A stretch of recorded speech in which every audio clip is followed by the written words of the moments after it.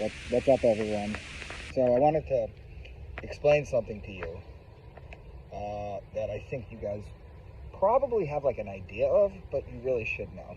So, according to David Hawkins' scale of consciousness, dogs and cats have a level of consciousness in about the 240s. It's a scale, which is almost at the level of neutrality.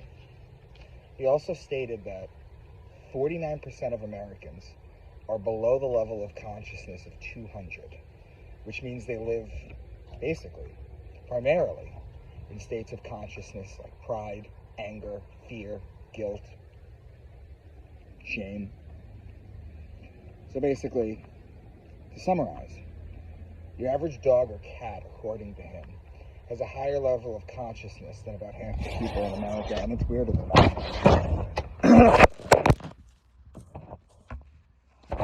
Sorry.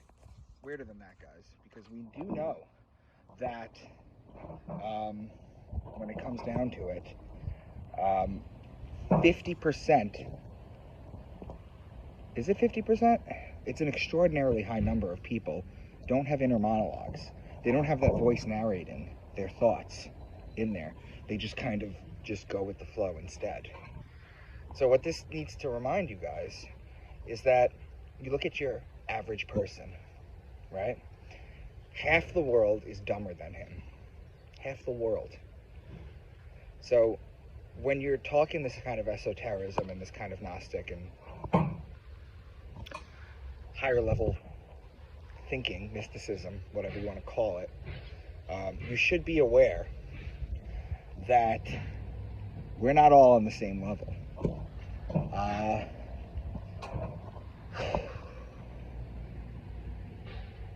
People who tend to be religious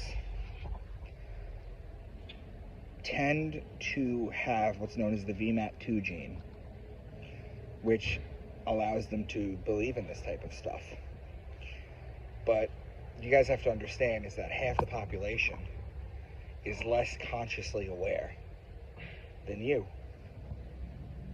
And they're the ones that make the most noise, unfortunately. So, what do? We just keep moving forward. We keep sharing our information. We keep sharing our works, and we try and educate people. And to be honest with you, it'll open some doors. Some right away, some not right away.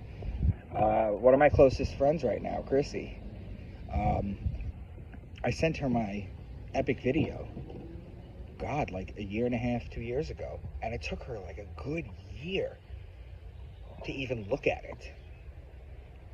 And you never know. You never know. This is why it's important to treat everyone with kindness, guys.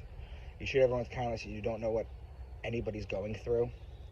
You don't know if they're mentally able to process what's going through. So